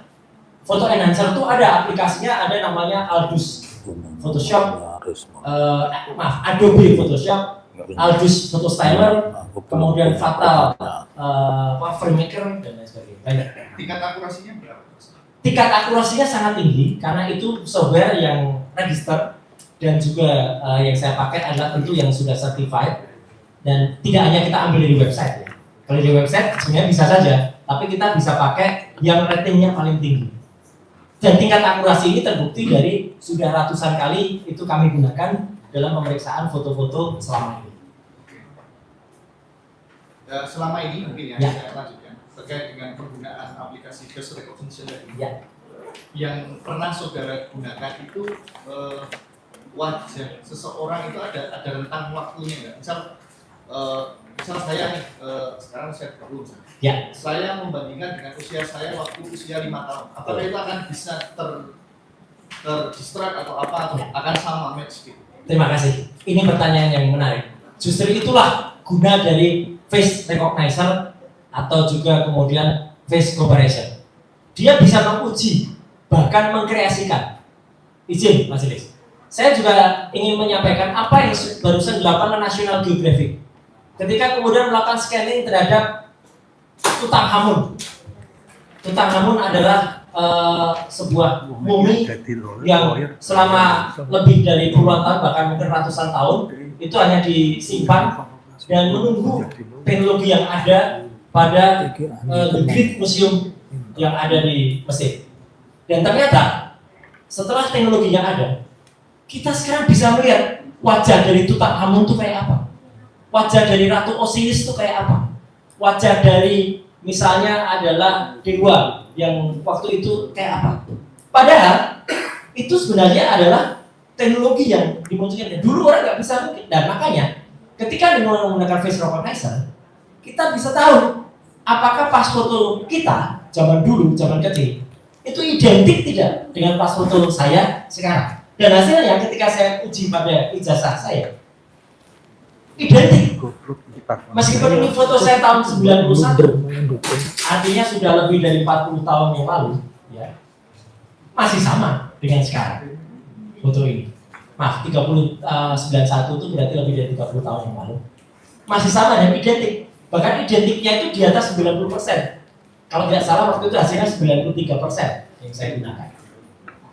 Artinya foto yang disebut foto yang ada di sini, izin, ini tidak identik dengan foto presiden ke-7 kita. Itulah saya percaya. Ya, kan di foto itu, di spesimen itu kan ada Ya. Pakai kacamata. Betul. Ketika pembandingnya tidak menggunakan kacamata, itu ada potensi untuk tidak match. Software itu sudah bisa melakukan berbagai analisis, menghilangkan berbagai parameter. Jadi dia bahkan bisa menunjukkan seolah-olah foto ini kalau dihilangkan kacamatanya seperti apa, foto ini dihilangkan kumisnya seperti apa, foto ini kemudian kalau dibuat di dagunya seperti apa. Tapi yang jelas ada foto-foto pembanding yang konon orang yang sama dengan orang berkacamata ini yang memiliki gigi yang sangat teratur, giginya rapi ketika muda, tapi ketika tua giginya tidak rapi. Itu aneh sekali. Kalau orang giginya tidak rapi pada saat muda, kemudian tuanya dirapikan, itu wajar. Orang tidak pakai kacamata pada saat muda, menggunakan kacamata pada saat tua, wajar. Orang hidungnya mancung pada saat tua, tapi tidak mancung pada saat muda, wajar dioperasi. Tapi tidak ada orang mancung. Orang ini mancung pada mudanya. Kok bisa di usia tua tiba-tiba hidungnya tidak mancung? Itu kan aneh. Dulunya giginya rapi, hidungnya mancung, berkacamata, tiba-tiba berubah menjadi tidak berkacamata, hidungnya tidak mancung, dan giginya berantakan. Itu aneh. Dan software itu bisa kemudian melakukan analisis, dan dia kemudian mengukur, karena ini menggunakan matriks ya, maaf ya agak teknis, menggunakan matriks dibagi menjadi 256 objek bagian, masing-masing objek itu dikomparasikan. Misalnya jarak mata dengan hidung, jarak hidung dengan tulang hidung, jarak hidung dengan lubang hidung kiri, jarak lubang kiri dengan lubang kanan. Kemudian diproporsionalkan, ditarik menjadi besar. Apakah hidung lubang kiri dengan hidung lubang kanan pada saat muda sama atau tidak? Ketika tua, meskipun dia membesar, tetap proporsional itu sama. Tidak akan kemudian menjadi lebih pendek atau membesar, kecuali ada rekam jejaknya, ada rekam medisnya yang mengatakan dia pernah mengalami kecelakaan atau trauma fatal. Dan sepanjang yang kita tahu, orang yang sekarang masih disebut sebagai presiden itu di Indonesia tidak pernah mengalami kecelakaan frontal atau fatal di kepala yang membuatnya harus dioperasi. Sini kalau Pak Roy kan berpuasa, kalau mau makan siang nanti hantar cucu, terus sorenya nanti ke bandara. Ya, udah ada.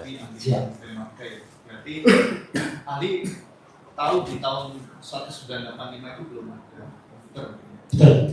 Kemudian untuk mencetak suatu dokumen itu menggunakan apa? Baik. Tahu ahli? Ya.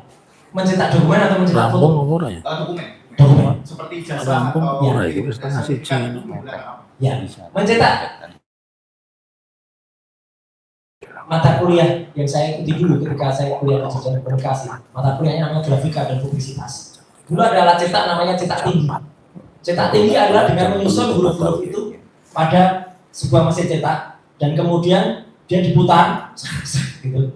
Kemudian setelah dilihat yang tadinya terbalik, kadang-kadang kita susun lagi. Kemudian teknologi berlanjut menjadi itu cetak tinggi ditemukan oleh John von Gutenberg. Nah, izin, yang itu tadi yang di tahun 1985 itu menggunakan itu. Saya sampaikan dulu terus ya. Ada beberapa percetakan modern. Kebetulan saya hidup di Jogja dan pernah kerja di percetakan. Saya pernah kerja di ASCO Offset. Sahabat saya pernah memiliki Liberty.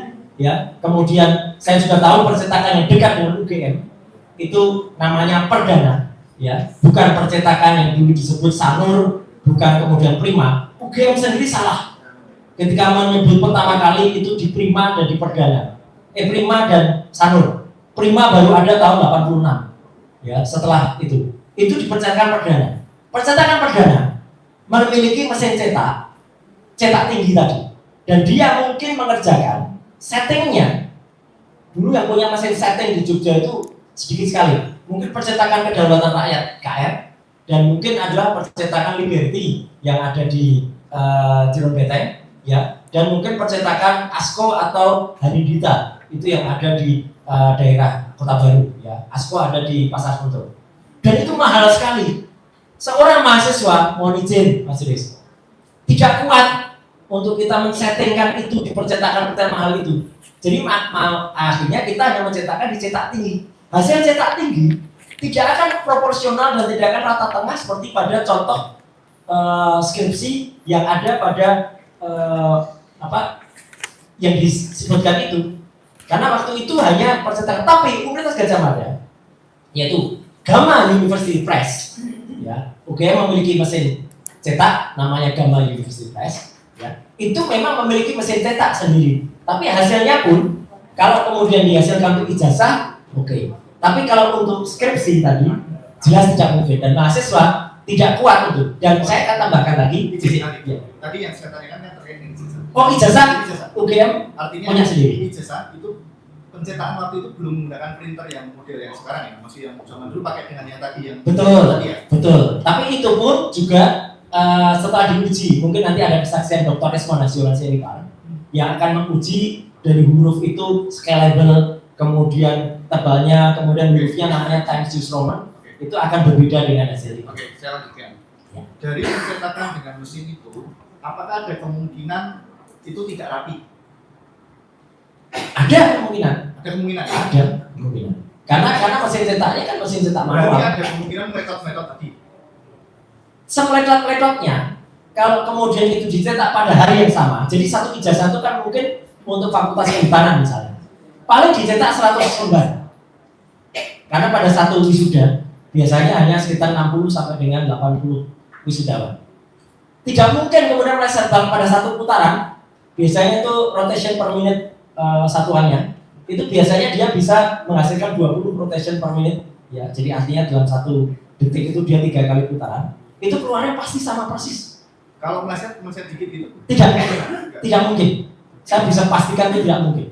Kecuali muncul batch pertama, kemudian setelah itu, wah ini ada error. Oke dicetak lagi, tapi dicetak lagi pun itu harus menggeser platnya, istilahnya. Jadi platnya, padahal penggeseran plat itu, majelis ya semua, itu pakai kunci-kunci L, kunci letter L, menggeser plat itu. Itu tidak mungkin dilakukan kalau tidak ada kesalahan. Dan sangat jarang sebuah ijazah kemudian dicetak karena biasanya sisa 100 lembar pertama, oke, dah. Kemudian itu yang digunakan. Kan tidak mungkin misalnya wisudawannya ada 60. Kan masih sisa 40-an. Begitu sisa 40-an, ya itu ambil itu aja yang blanko yang masih ada batch pertama. Tidak mungkin dia ngambil yang batch berikutnya yang ditempelkan pada plat berikutnya lagi. Jadi ini beda plat, Bapak. Jadi mohon pahami kondisi di mesin percetakan.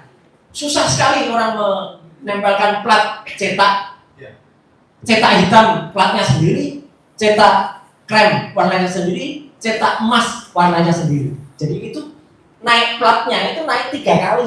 Ya, saya mau menyambungkan dengan yang saudara tampilkan tadi kan terkait dengan metode-metode. Betul. Saya ingin mendalami itu, apakah hal yang semacam itu bisa menjadi indikasi adanya itu dokumen tidak benar gitu, tidak asli.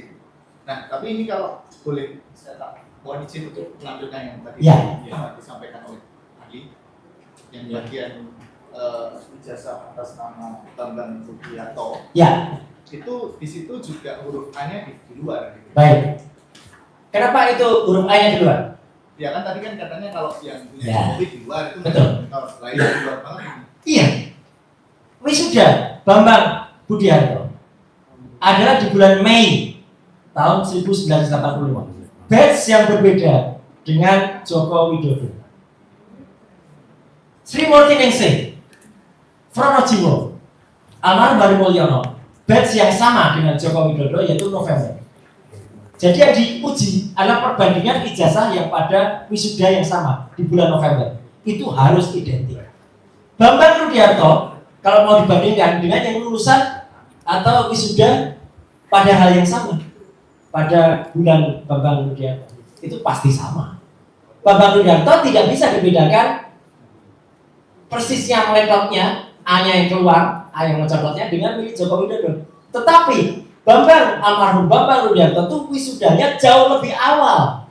Sudah ada embos, sudah ada watermark. Logikanya tidak mungkin yang bulan Mei sudah ada watermarknya, di bulan November tidak ada watermarknya, tidak ada embosnya. Itu kuncinya. Kemudian terkait dengan foto, ada lintasan. Betul, lintasan stempel. Nah, lintasan stempel itu apakah harus mengenai wajah orang atau apa istilahnya jasnya orang yang ada di foto itu? Justru jangan mengenai wajah orang. Ya, tapi harus mengenai pas fotonya, iya. Tapi kan jelas, kalau itu dijas, nanti ahli yang lain, Dr. Ismonasial Siregar, akan menjelaskan dengan struktur warna. Warna itu strukturnya 0 sampai 255. Jadi ada 256 warna. Ketika semerah-merahnya orang, kalaupun itu tertutup warna hitam, pasti yang namanya red-nya, R-nya, itu pasti ada. Kanal red, itu pasti ada. Entah itu 1, entah itu 2. Ini 0 kanal red. Jadi nggak pernah ada warna merah. Dan itu ada kanal hitam semua pada jas itu. Nah, kalau tadi yang masalah foto itu diambil dengan tadi ya, dengan kamera yang itu mungkin tidak presisi atau ada gangguan cahaya, kemudian dilakukan tetap Pak. Jadi artinya gini Pak, foto dari kamera CCTV misalnya yang ada pada supermarket yang banyak sekali saya periksa, itu kameranya sangat resolusinya sangat rendah. Itu pun kita bisa pastikan ada warna apa, ada warna, bahkan waktu itu pernah pada satu peristiwa di Cikarang, ya, proses pembunuhan yang terjadi dan penganiayaan di salah satu langgar atau musala kecil, gitu. Saya juga yang menjadi ahlinya. Waktu itu kita bisa pastikan foto orang yang dituduh, santri yang dituduh bukan dia, karena dari plat nomor motor santrinya, dan itu ada stiker pada motor itu, Honda Beat waktu itu nampak betul ada warnanya. Jadi jelas betul tadinya pada awam tuh nggak bisa kelihatan, tapi dengan software kita munculkan semua warna dengan disparasi cyan, magenta, yellow, black, CMYK itu akan muncul. Nah ini foto yang ada pada ijazah versi Dian Sandi ini sudah kita bongkar struktur warna di sini. Tidak ada sama sekali warna merahnya. Artinya tidak ada lintasan warna merah pada jasnya. Clear betul. Itu ada dalam buku Jokowi's White Paper. Maaf, agak terlalu panjang dan terlalu detail untuk saya terangkan di sini. Tetapi artinya jelas betul kami pertanggungjawabkan secara ilmiah bahwa lintasan stempel tidak pernah ada di foto ini dan pas fotonya tertempel di atas cat. Kemudian terkait dengan hasil analisis sejarah model menyimpulkan bahwa ijazah itu 99,9% palsu, gitu ya. Itu apakah juga mendasarkan pada foto yang berkacamata? Iya. Jadi artinya foto ini adalah foto berwarna pertama. Ya, maksudnya menggunakan kacamata orang berkacamata itu tidak lazim di dalam ijazah. Oh enggak. Itu bukan statement saya. Tidak ada statement saya soal kacamata. Ya, saya berdasarkan analisis picture, analisis face comparison dan analisis, dan bagi saya kacamata atau tidak kacamata sama saja karena software yang kemudian digunakan pada pemeriksaan itu bisa menghilangkan parameter-parameter yang ada. Seolah-olah dipakaikan kacamata bisa, seolah-olah tidak pakai bisa, dipakaikan kumis bisa, pakai jambang bisa. Kalau bapak-bapak dan ibu ingat, mohon izin saya harus bilang lagi. Waktu ada kasus menghilangnya HMP, Hutomo Mandala Putra alias Tommy Soeharto majelis, saya juga lah yang melaksanakan pencarian dengan menggunakan metode CDRI, Call Data Record Information. Hubungannya apa? Waktu itu beredar foto Tommy brewok. Saya mengatakan jangan diedarkan foto brewoknya saja, tetap diedarkan foto aslinya. Brewoknya kita hilangkan. Nah ini loh foto aslinya. Jadi supaya kita itu tidak kemudian terframing harus mencari orang brewok. Enggak. Dan waktu itu yang saya cari bukan brewoknya bapak-bapak ibu sekalian. Yang saya cari handphonenya. Dan handphonenya tertangkap sinyalnya di Bintaro, di perumahan Maleo. Dan itu ada pada buku yang ditulis oleh Pak Tito Karnavian. Saya ikut membantu di situ. Ya. Terduga 4 ada pertanyaan. Nanti tuangkan ke kesimpulan. Ahli ya. Siap. Jadi analisis yang saudara lakukan adalah apa yang diunggah oleh Dian Sandi ya. Betul. Dian Sandi. Dari unggahan Dian Sandi itulah saudara berkesimpulan tadi ya 99% palsu. Ya. Tadi yang ditanyakan oleh penggugat mengenai spesimen kan ya. Spesimen itu banyak ya. Apa yang dimaksud spesimen? Apa saja? Ya. Bisa coba jelaskan. Spesimen adalah terjemahan atau bahasa yang biasa kami gunakan, peneliti gunakan. Untuk kalau istilah lainnya kalau di laboratorium ada preparat, ya, ada contoh, ada alat diuji, atau ada objek. Jadi itulah spesimen. Jadi ada spesimen itu adalah hal khusus yang membedakan, karena dia dari spesies, hal khusus yang membedakan dari satu contoh objek yang satu dengan objek yang lain. Makanya disebut sebagai preparat atau spesimen. Nah, yang membedakan adalah pada Dian Sandi berwarna. Ini adalah pertama kalinya, sebagaimana presentasi saya tadi, foto ijazah yang dipermasalahkan muncul pertama kalinya berwarna. Baru kali ini, 1 April 2020. Sandi Berwarna. memfoto ya, Memfoto ya. memfoto berwarna, Berfoto berwarna. diupload Ke akun X atau Twitter dia. Ya. Twitter dan lain ya. Ya. Akun X ya. X. X berwarna ya. Berwarna. Jadi ini pertama kalinya. Sedangkan 3 tahun sebelumnya Berarti tidak hitam putih ya. tidak hitam putih. Ada warnanya berarti ya. Ada warnanya. Warna merah. Membuat bisa dianalisis. Ya. Ada warnanya. Ya. Nah, kalau hitam putih kan berarti analog ya. Bukan, hitam putih itu monokrom. Monokrom itu artinya tidak bisa kita lakukan ELA, tidak bisa kita lakukan luminance and Jadi gradient. kalau hitam putih tidak bisa ELA, Ya. luminance, jadi Betul, ya. betul. Jadi ini pertama kalinya berwarna. Bahkan ketika Sigit Sunarta, Dr. Sigit Sunarta menunjukkan di depan wartawan waktu itu pun juga hitam putih. Jadi waktu itu Pak Sigit Sunarta kan menunjukkannya juga hitam putih. Ini Sunarta siapa? Dekan Fakultas Kehutanan. Oke. Tahun 2002. Tahun 2002. Ya, 24 Oktober tahun 2022. Ini hitam putih, terlipat Di mana? di kampus di Kehutanan. Kehutanan. Ya. Bukan di Twitter atau di apa? Bukan. Di Jadi kampus ya. di kampus Ya. direkam oleh seorang wartawan kompas.com bernama Januarius siapa Fiablu atau siapa, yang namanya bagus ya. Dan sampai sekarang masih bisa dilihat di YouTube-nya. Judulnya adalah penjelasan UGM soal isu keanehan ijazah Jokowi. Di Di YouTube. YouTube kan ya. Ya, ada. Dian Sandi itu tadi siapa sebenarnya? Dian Sandi adalah seorang kader Partai Solidaritas Indonesia, sebuah partai yang diketuai oleh Kaisang Pangarep, anak dari Joko Widodo, adiknya Gibran Raka Buming Raka, yang dia kemudian memposting ini. Dian Sandi adalah orang dari mahasiswa Universitas Mataram, mahasiswanya Dr. Isman Hansiolan Sianipar, ya, dari UNRAM, yang kemudian dia pernah kemudian menjadi caleg, tapi kemudian tidak masuk, dan sekarang dia menjadi anggota atau kader partai PSI. Ya, kembali lagi ya. Tadi metode ya, Ya. dalam hal tadi saudara mengatakan bahwa komparasinya hampir 99%. 9%. Metode apa yang digunakan?